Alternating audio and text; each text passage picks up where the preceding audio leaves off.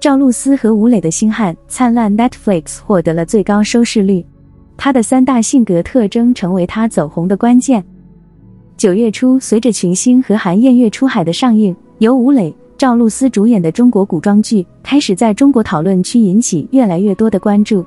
从那时起，它就占据了中国大陆和台湾 Netflix 图书馆的收视率榜首。赵露思对主角程少上3大特征的刻画，让该剧完整而理性，被网友们所熟知。饰演世家穷苦公子的凌不多，也与演员李云瑞饰演傲慢自大的天才元神有感情戏。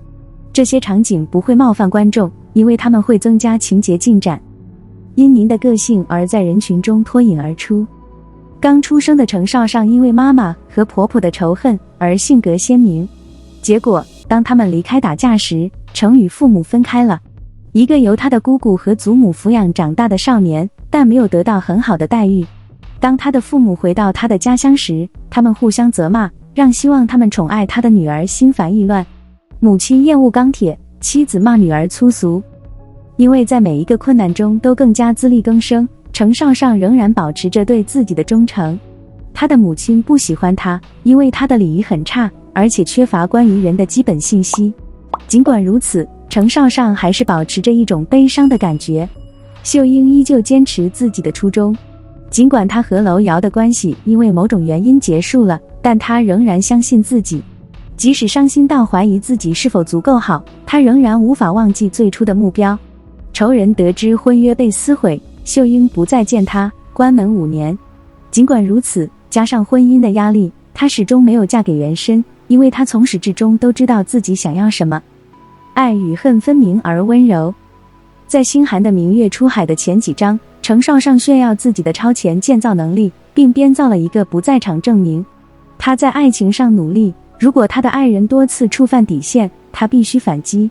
当他的敌人欺负他时，他利用他的建筑天赋建造了一个木轴，让他们滑入水中。全书最美的复仇一幕，就是程少上通过创造幻境来拆散敌人。用灵武道勾引少女心后，他躲在不归路，直到桥倒塌。这揭示了爱与恨的严酷，当桥梁倒塌时，他会释放出来。为全城全家的福祉，程少上暂时断绝与楼瑶的关系，将其交给姐姐和昭君。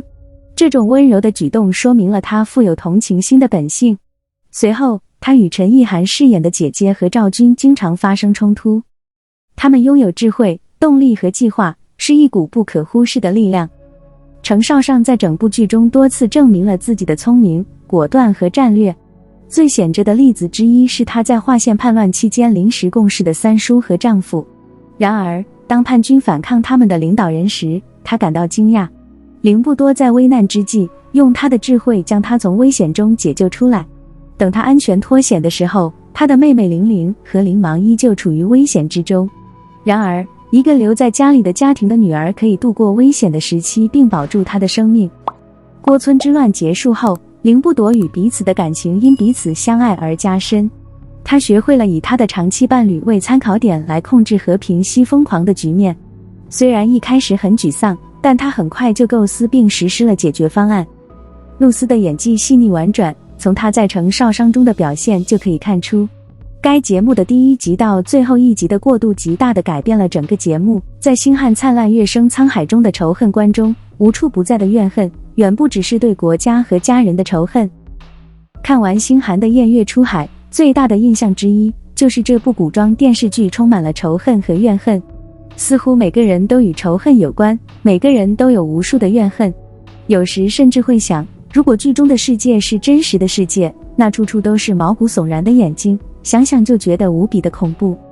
本篇小编就带大家回顾一下，再一次体验星韩号月升沧海中的种种仇恨关系，看看当他瞎了眼，侵入了内心，仇恨会激起多少世间。No 一孤城之恨主角凌不多。凌不躲的仇恨绝对是星辰璀璨之月升沧海最大的主线，也是推动剧情发展的暗线，而亮线则在于女主程少上。霍家镇守城池，又因为林毅、彭坤等人联手做坏事，导致凌不玄的父亲霍冲死去，随后被皇上的势力屠戮。在主角小时候的大屠杀中，凌不多失去了除了姑姑以外的所有亲人，甚至可以认为复仇的想法已经成为主角的一切。这也是可以理解的。就算她以后要嫁给女主程少上，也必须舍弃一切，杀了他父亲的仇人林毅，甚至跟心爱的人断绝婚姻。这是恨大于天，恨入骨的表达。No 2法庭内的仇恨。星辰大海中有很多内宫场景，妃嫔、公主、皇子乃至奴婢都是是非，充满了仇恨。看戏的人估计很多人都有一种感觉，这内宫太乱了，没有人顺眼，终日生活在极度猜疑之中。宫廷内的仇恨影响不小，有些仇恨甚至影响到太子和国家的安定。No 3侯爵与豪门之间的仇恨。星星之明月出海中有很多侯爵，很多侯爵关系不好，甚至有的互相仇视。而作为豪门之子，他在日常生活中充满了怨恨。No 4巨人内部的兄弟姐妹之仇。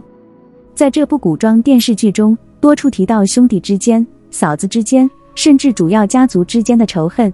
这些仇恨基本上都是家族利益造成的，有人想居高临下，有人想获得更多财富，有人想出人头地，等等。No 5对公主的仇恨。太子与曲灵君的仇恨，前者是普通出身的太子，后者是太子的初恋。如果放在现代社会，就不会在分离和融合上做文章，而是在这部剧里，公主为太子的初恋布置了这么多年，仇恨的深度让人叹为观止。No 6楼本的妻子王延吉的仇恨。楼奔的妻子王延吉在华县设计了凌不多和程少上，为杀夫报仇。其实王延吉自己也很清楚，丈夫楼奔之死不仅是无辜的，但她很爱自己的丈夫，不顾法律的公义，被仇恨蒙蔽了双眼，决心报仇雪恨。她的丈夫。No 7罗继彤的迷恋与仇恨。电视剧里说，罗继彤曾经有机会娶凌不朵为长秋宫五公主的侍者，但凌不朵从未表态。后来才看到凌不朵跟程少商有关系。不知为何，从玄后的寿宴开始，他就恨透了程少商，甚至还造谣了程少商的名字。后来凌不多被释放了5年，回到京城，遭到凌不多的拒绝，更恨程少商，打算杀了他。骆继彤的仇恨是可笑的，得不到凌不多的爱，就将仇恨转移到程少商身上，甚至生出我得不到你得不到的念头，杀了，下场可悲的是。结尾，锦绣星寒生岳沧海还有很多仇恨，比如钱瑞帝与现任文帝的仇恨，楼瑶的新娘和昭君的仇恨，比如萧月侯的仇恨，文秀君的仇恨，楼瑶的仇恨，黎的仇恨，楼二夫人的仇恨。几乎每个人要么有仇恨，要么生活在仇恨密集的环境中，所以这部电视剧可以说是一个由组成的世界仇恨。